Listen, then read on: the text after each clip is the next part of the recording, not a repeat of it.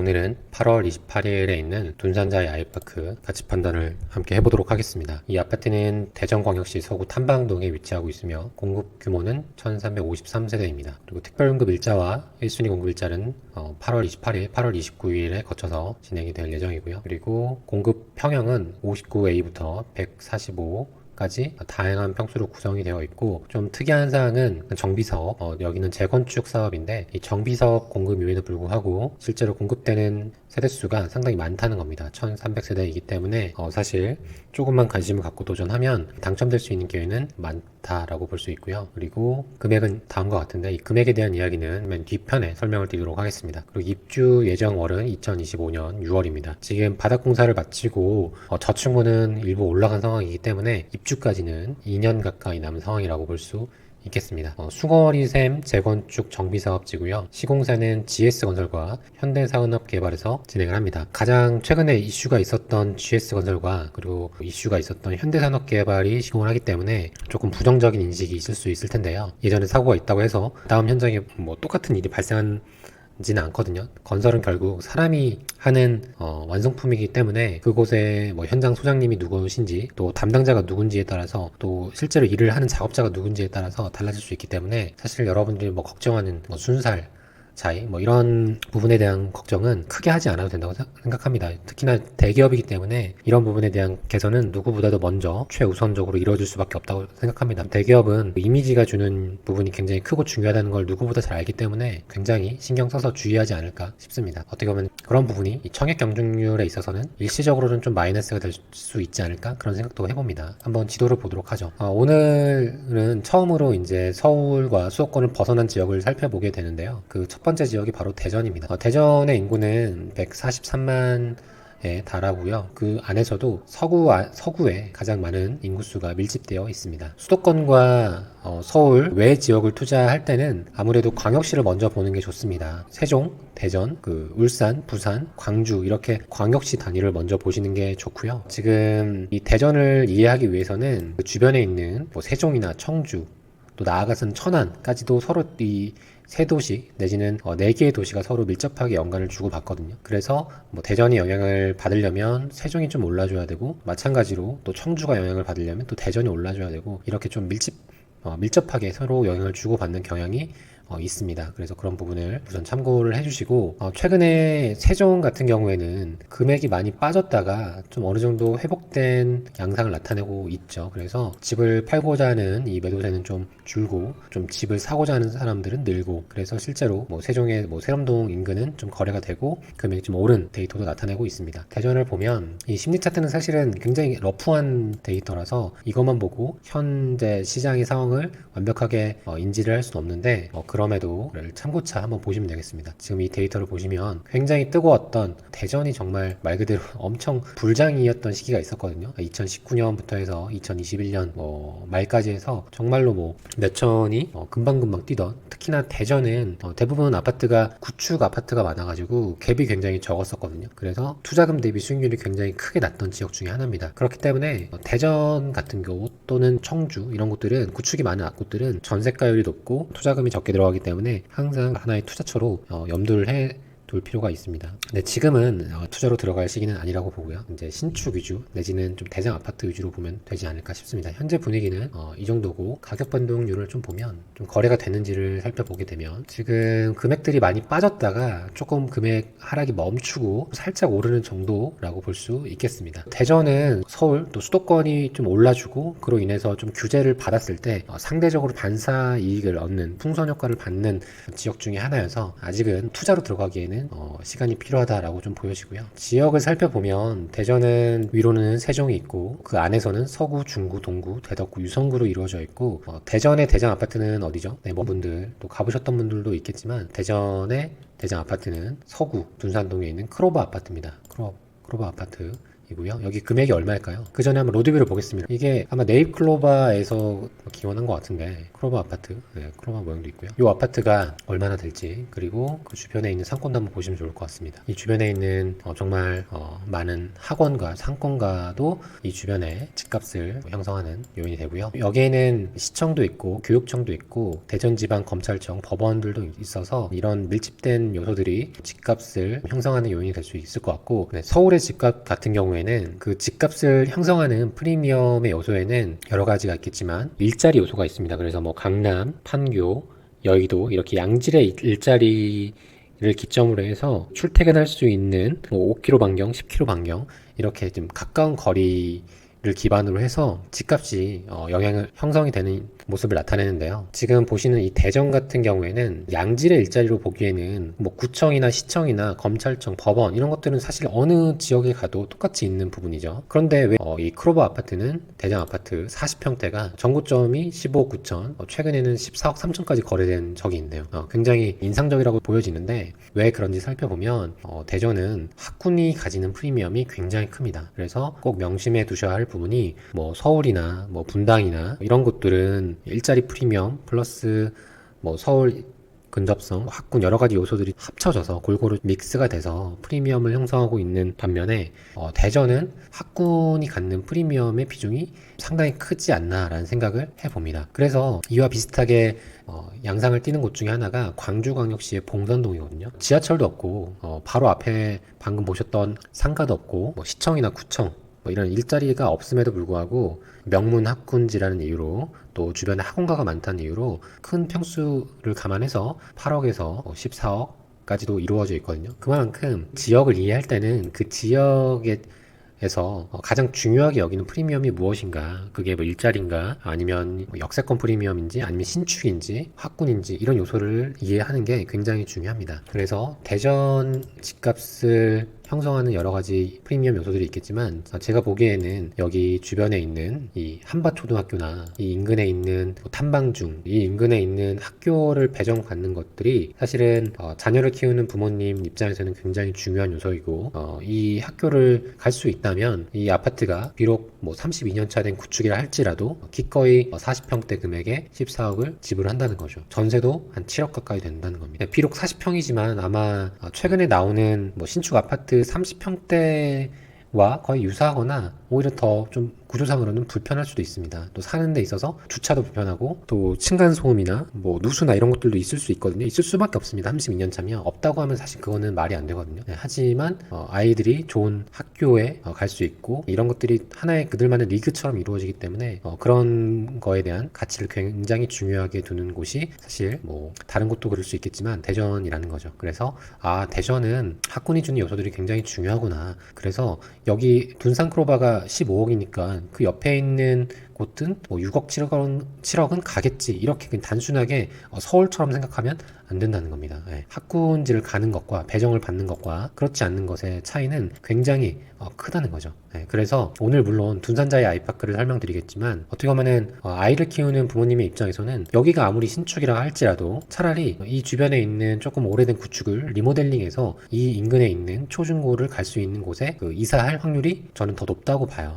아마 이 지역을 완벽하게 인지를 하지 못하거나 그냥 뭐 수도권에 거주하고 계신다면 그냥 여기가 뭐 14억인데 너무 싼 거 아닌가 라고 생각할 수도 있겠지만 프리미엄을 바라보는 기준이 좀 다를 수 있다, 이런 부분을 먼저 인지를 하시면 좋을 것 같고요. 교육열이 높은 만큼 학원가도 굉장히 많습니다. 199개입니다. 둔산자의 아이파크는 서구 둔산동에 있는 이 크로바 아파트에서 그렇게 멀리 떨어져 있지는 않습니다. 키로수로 보면은 그렇게 멀리 떨어져 있지 않죠. 여기는 기존에 다세대 빌라나 단독주택이 있었던 곳이었고 여기를 재개발이 아닌 재건축을 한 사업지입니다. 숭어리샘에서 둔산동 쪽으로 넘어가게 되려면 길을 건너야겠죠. 그러면 도로가 넓은 것과 좁은 것 중에는 지역 간의 이질감이 없어야 되기 때문에 아무래도 도로가 좁은 게 좋을 텐데 여기서는 이 정도의 도로라면 굉장히 좀 넓다 라고 볼 수 있겠죠. 그래서 키로수는 짧지만 거리감이 느껴질 수 있겠다라는 생각을 해봅니다. 그리고 앞서 설명드린 것처럼 이 대전은 학군에 대한 프리미엄이 높기 때문에 여기는 어느 학교를 배정받는지도 또 중요할 텐데 여기 백운 초등학교를 이제 배정받게 됩니다. 참고로 여러분들이 알고 계셔야 할 지표 중 하나가 둔산 더샵 엘리프입니다. 이곳이 작년에 분양을 했었는데 한 번에 완판이 되지 않고 한 몇 개월 정도 미분양이 유지가 됐었거든요. 근데 이때 34평형이 분양가가 한 6억 선이었어요. 완판에는 무리가 없지 않을까라는 생각을 했었는데 시간이 좀 걸리더라고요. 그래서 왜 그런가 한번 살펴봤더니 일단은 바로 인근에 갈 수 있는 초등학교가 없었습니다. 또 계획도 되어 있지 않아서 그런 부분이 조금 부모님 입장에서는 고민이 되는 부분이었고, 이 지하철 용문역에서 갈아타면 두 정거장이면 시청역이잖아요. 근데 그럼에도 불구하고 완판이 되지 않다는 거는 이 지역에 대한 인식과 이 지역에 대한 인식이 완벽하게 갈린다는 거죠. 그래서 서울이나 수도권을 바라보는 것과는 완벽하게 좀 분리해서 봐야 되는 거라는 걸 다시 한번 느끼게 됐고요. 자, 그러면 이제는 홈페이지를 보도록 할게요. 사업 기호를 보면 여기는 지하 2층부터 지상 42층까지 굉장히 높게 올라가네요. 42층까지 올라가게 되고요. 총 1974세대이고 일반 분양이 1353세대입니다. 굉장히 일반 분양 세대가 많은 편이고요. 많다는 것은 로얄동 로얄층을 받기에도 용이하다는 거죠. 그리고 세대당 주차 대수가 1.3대인데 사실은 지방은 이 지하철이 있다는 게 그렇게 큰 프리미엄은 아니거든요. 물론 없는 것보다 있는 건 좋습니다. 근데 서울이나 수도권만큼은 아니라는 거예요. 그래서 오히려 주차 대수가 더 중요합니다. 세대당 한 세대당 최소 차량 2대는 끌거든요. 많으면 3대까지 끌기 때문에 좀 넉넉한 주차 대수가 중요한데 뭐 이거를 그것 때문에 막 뭐 세대당 2대, 3대를 뽑는 그런 뭐 시공사나 시행사는 그렇게 없을 거예요. 그래서 이게 뭐 특별하게 불편하거나 안 좋은 것도 아니기 때문에 그냥 그렇구나, 또 웬만하면 또 충분하게 주차를 할 수 있어서 이 정도는 그냥 무난한 정도의 수치이지 않을까 생각이 듭니다. 건폐율은 보통 15%를 기준으로 보는데 아무래도 고층이 42층이기 때문에 건폐율은 좀 높을 수밖에 없다는 걸 참고하시면 되겠고요. 네, 다 지어지게 되면 이런 조감도라고 볼 수 있겠습니다. 최근에 서울에 분양했던 청계 SK뷰도 사실 좀 고립된 위치거든요. 근데 고립된 위치인데 사실 여기는 똑같이 좀 고립됐다고 볼 수 있지만 그럼에도 이 단독으로 구성되는 세대수가 2000세대에 가깝고 밑으로 가면 학교나 이렇게 또 확장성이 있기 때문에 조금 다를 수 있겠다라고 볼 수 있겠습니다. 여기가 이쪽이 이제 둔산동입니다. 아까 큰 도로 있죠. 이 도로를 건너고 이쪽 유승기업이라고 써 있는 쪽이 여기 현대자동차 블루엔즈 이 위치입니다. 여기 노란색 테두리 친 부분들이 현대산업개발에서 시공하는 구간이고, 그리고 파란색 테두리 친 부분이 GS에서 시공하는 구간입니다. 여기서 조금 더 좋은 동을 고르자면 아무래도 초등학교를 좀 가깝게 다닐 수 있는 111, 112 이 정도이지 않을까 싶고요. 그리고 조경을 볼 수 있는 저층부 내지는 42층 자체가 굉장히 상징적이기 때문에 그 높은 층을 배정받는 것 자체로도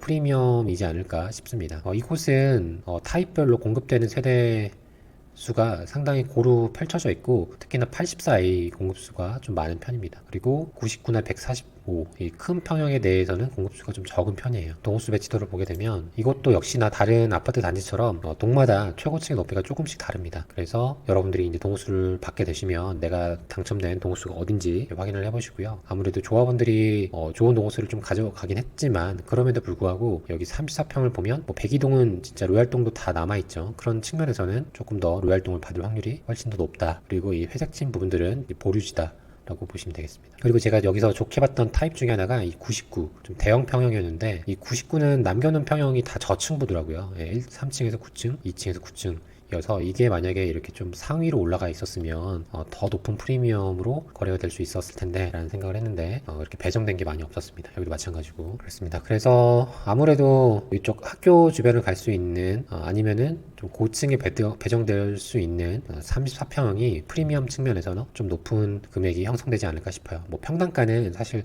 25평과 34평이 유사하긴 한데 사실 절대가로 봤을 때 25평을 뭐 5억 주고 샀는데 내가 한 2억 정도 더 얹으면 34평을 살 수 있다라고 했을 때 보통 이 정도 금액 정도는 얹어서라도 34평 가려고 하거든요. 네, 그러니까 사실 뭐 평당가로 보면은 34평이나 25평 차이가 그렇게 크진 않지만 여긴 지방이기 때문에 또 절대 금액 차이가 얼마 나지 않기 때문에 수도권과 비교하면 이 정도라면 34평의 프리미엄이 더 높게 형성이 될 거라고 보고요. 세대를 보면 25평은 이렇게 3베이에 방 3개, 화장실 2개로 되어 있고요. 방 하나가 뒤로 되어 있다는 것은 좀 아쉽긴 하지만 무난하다고 보여집니다. 그리고 59B도 보통은 타워형인데 이렇게 판상형으로 되어 있고요. 76, 여기는 한 30평 정도 되겠죠. 여기는 타워형으로 되어 있고요. 84A, 34평은 4베이에 판상형으로 되어 있고 무난한 평형이라고 보여집니다. 알파룸이 하나 있고요. 84B는 타워형이고 경쟁률 측면에서는 뭐 84B나 76이 좀 낫지 않을까 싶고요. 84C도 타워형이기 때문에 경쟁률은 좀 낮을 것 같습니다. 수도권과 달리 지방은 확실히 경쟁률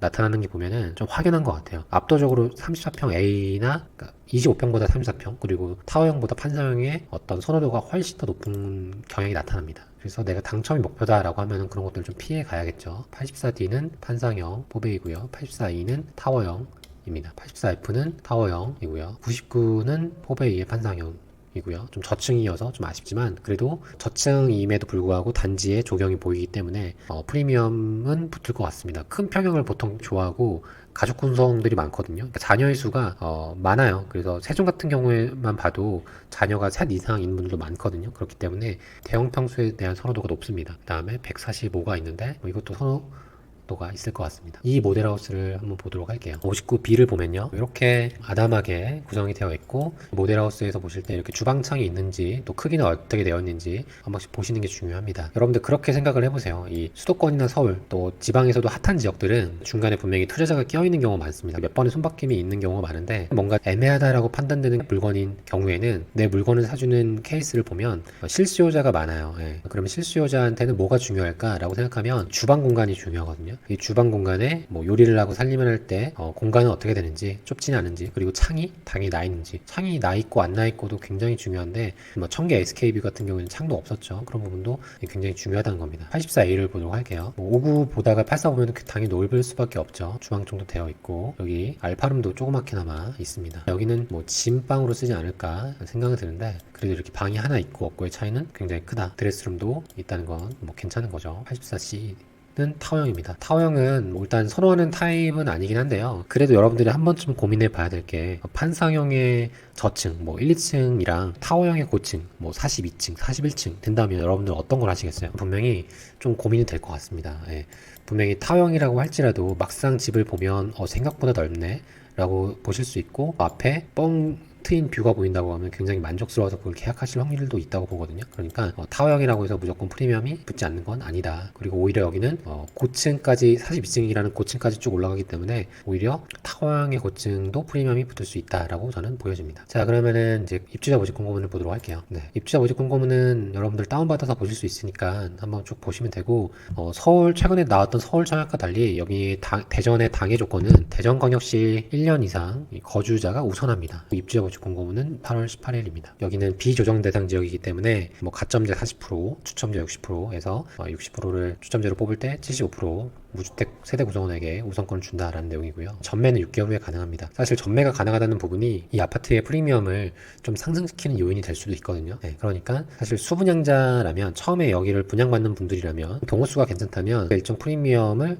기대해 볼 수 있다고 생각이 듭니다. 그 프리미엄에 대한 부분은 맨 마지막에 말씀드리고 좀 내려가 보면 2025년 6월에 입주니까 그래도 약간의 여유 기간은 있죠. 그리고 정말 작은 평수가 없다는 것은 저는 장점이라고 봐요. 뭐 완전 원룸 1.5룸이 없으면 사실 25평 정도까지만 공급이 되면 웬만하면 완판이 되거든요. 예당이든 줍줍이든 해서 완판이 될 확률이 높습니다. 적은 평이 없으면. 그래서 프리미엄이 붙을 수 있는 요소들이 여러 가지가 있겠지만 그 미분양이 없다는 거, 완판이 됐다는 것만으로도 프리미엄이 붙고 거래가 이루어지기 때문에 적은 평수가 공급되지 않다는 것도 저는 좋게 보여주고 이렇게 큰 평수 위주의 공급도 괜찮은 것 같아요. 이게 만약에 반대로 25평으로만 쭉 공급을 했다. 그러면은 더 안 좋다고 보거든요. 근데 지방에 계시는 분들이 가족 구성들이 많고 또 신축도 당연히 원할 수밖에 없어요. 그리고 34평으로 공급을 주로 했다는 것은 굉장히 잘한 선택이라고 보여집니다. 보통은 사업성을 높이기 위해서 수익률을 끌어내기 위해서 굉장히 잘게 쪼개가잖아요. 예, 여기서는 이렇게 큰 평으로 했다는 것은 잘하신 선택이라고 보여지고, 우리가 호객 논어로 보면은 6억 9천으로 되어 있잖아요. 그래서 6억 9천이 아니라 이제 저는 기준층을 5층으로 봐야 된다고 말씀드려요. 그래서 6억 5천을 기점으로 해서 봐야 되고, 여기에서 계약금 10%이고 계약금 1,000만 원에 나머지 금액이죠. 그래서 이 금액을 납부를 하시면 되고, 중도금 1회차 실행일은 2023년 12월이니까 이제 요거를 실행하고 나서 그 이후에 전매를 할 수 있다 라고 보시면 되고, 아무래도 2년 공사기간이 보통 3년인데 여기는 2년이기 때문에 중도금 차수마다 한 간격이 짧습니다. 3개월이죠. 그래서 그런 부분 참고하시면 되고, 그만큼 중도금 이자는 좀 줄 수 있겠다라고 볼 수 있겠습니다. 그리고 저층과 고층의 금액 차이가 한 10% 정도 나기 때문에 이왕이면 되도록이면 고층을 받을 수 있으면 고층을 받는 게 유리하겠죠. 한 가지 팁을 더 드리자면, 여러분들이 나중에 프리미엄 매수를 고려할 때 이렇게 구간별로 나와 있을 때는 꼭 입주자 모집 공고문을 펼쳐놓고 그 층별로 형성되는 프리미엄을 확인해야 됩니다. 예를 들어서 뭐 10층의 물건이 프리미엄이 뭐 2,000이다. 그리고 11층의 프리미엄이 똑같이 뭐 2,000이다 라고 하면, 이럴 때는 사실 저는 10층의 물건을 살 것 같아요. 왜냐면은 물론 층수는 10층보다 11층이 더 좋지만 여기서 700만원 차이가 나잖아요. 예. 그러면은 사실 700만원을 세이브 할 수 있죠. 10층을 사면. 그러니까 이렇게 구간표를 펴놓고 어떤 물건을 사는 게 제일 베스트일지 참고를 하셔야 되고, 또 내려보겠습니다. 그래서 자격사항들은 여러분들 쭉 확인하시면 되고, 이 물건은 이제 중도금 이자 후불제니까 그 비용도 나중에 내가 납부를 해야 되는구나. 근데 공사기간이 한 2년 정도니까 한 3천 정도 좀 얹어질 수 있겠구나 라고 계략적으로 일단 생각하시면 좋을 것 같고요. 발코니 비용을 보시면 34평이 2,500 정도네요. 그래서 보통 한 1,500선인데 뭐 다른 아파트에 비하면 좀 비싸긴 합니다. 근데 그래도 뭐 이 정도 금액이면 일단 해야죠. 2,500 그리고 이자 후불제 금액 해서 한 5,000에서 6,000까지는 플러스 될 수 있다라고 보시면 될 것 같습니다. 다시 이 상품을 최종적으로 좀 정리를 해보도록 하겠습니다. 둔산자이 아이파크는 학군 프리미엄에서는 사실은 좀 거리가 있는 지역이 상품이라고 보여지긴 하지만, 대전에 거주하시는 분들이 많이 기다렸던 지역이기도 하고, 특히나 대단지의 신축 아파트, 또 메이저 브랜드, 플러스 또 전매가 가능하다는 요소들을 고려했을 때 뭐 한번에 완판이 될 수도 있고 그렇지 않을 수도 있지만, 특히나 둔산 더샵 엘리프가 미분양이 됐었을 때 시기와 또 지금의 시기는 다르기 때문에 뭐 학군에 대한 프리미엄을 보기보다는 말 그대로 신축에 대한 희소성, 대전이 대부분 아파트가 구축 아파트가 많거든요. 보시면 뭐 22년 이상 했을 때 다 걸리잖아요. 구축 아파트가 워낙 많은 곳 중에 하나입니다. 신축에 대한 선호도가 아무리 학군 프리미엄이 높다 할지라도 있기 마련이거든요. 그렇게 큰 프리미엄을 기대하기는 어렵지만, 그래도 좋은 동호수를 받게 되면 전매가 풀릴 쯤에는 그래도 3,000에서 5,000 정도의 매매 차익을 기대해 볼 수 있지 않을까 싶고요. 이 상품을 접근할 때 내가 분양권 상태로 전매할지, 내지는 그냥 쭉 끌고 가서 잔금까지 치를지를 좀 나눠서 보시면 좋을 것 같습니다. 만약에 내가 이거 잔금까지 끌고 가야 된다라고 하면은 같은 금액이라면 사실은 총 매가를 고려했을 때 오히려 여기 핵심지 학군지로 갈 수 있는 곳도 선택지가 될 수 있지 않을까. 왜냐면은 이 목련 아파트는 물론 구축이긴 하지만 여기에서 총 취득가 플러스 조금 얹어주면 살 수 있잖아요. 네, 그러니까 내가 이 집에 실거주한다라고 했을 때는 내가 한 7억에서 7억 5천까지 납부를 할 수 있는데, 그게 나을지 아니면 여기 있는 구축을 사는 게 나을지 생각을 해보시면 좋을 것 같습니다. 또 제가 한편으로 의아하다고 느끼는 부분 중에 하나가 이 둔산 크로바의 아파트 가격이 적정한가, 이 생각도 사실은 종종 들긴 합니다. 왜냐면은 지금 이 주변에 있는 아파트들이 사실 이 크로바 아파트 가격을 기점으로 형성이 되거든요. 근데 만약에 이게 예전에 한 5억대나 예전 과거 가격으로 회귀하면 이 주변 아파트 가격은 과연 어떻게 될까, 이 생각도 종종 들더라고요. 예. 왜냐면은 사실은 14억이면 광교의 대장 아파트를 살 수 있는 가격이거든요. 광교 중 S클래스. 여기도 마찬가지로 14억이면 살 수 있는데 신분당선이 바로 앞에 있고, 뭐 초등학교, 명문초등학교, 고등학교, 게다가 신축 아파트이거든요. 이 주변에 뭐 쾌적하고, 그 다음에 롯데 아울렛도 있고, 갤러리아 백화점도 있고, 그러면은 저 같으면 같은 14억 15억이면은 뭐 서울이나 광교나 이렇게 각 지역에 좀 대장 아파트 신축을 사지 않을까 싶은데, 지금 보면은 이 지역에 4억으로 형성되어 있는 게 과연 적정한가, 이 생각도 저는 종종 듭니다. 물론 제가 이 지역에 오래 살지 않고 원주민만큼 이해도가 높진 않기 때문에 제 생각이 좀 다를 수도 있지만, 혹시나 이게 무너지면 어떻게 될까라는 생각도 해봅니다. 그래서 저 개인적으로는 만약에 당첨이 되면 조금 전매를 해서 차익을 얻고 위로 올라오는 게 낫지 않을까 싶습니다. 시간 관계상 이 상품에 대해서 뭐 자금 어떻게 치룰지는 일단은 생략을 하고, 저 개인적으로는 좋은 동호 쓰면 어느 정도 프리미엄이 붙을 것으로 예상이 되고, 분양권 상태에서 매매를 해서 차익을 얻는 게 조금 더 유리하지 않을까라고 마무리를 하면서 이 영상을 마치도록 하겠습니다. 제가 오늘 감기가 걸려서 좀 목 상태와 컨디션이 좋지 않은데 양해를 부탁드리고, 그래도 최선을 다해서 설명드렸기 때문에 도움이 되실 거라고 생각합니다. 도움이 되셨다면 좋아요와 구독도 부탁드리고 다음에 좋은 영상으로 찾아뵙겠습니다. 감사합니다.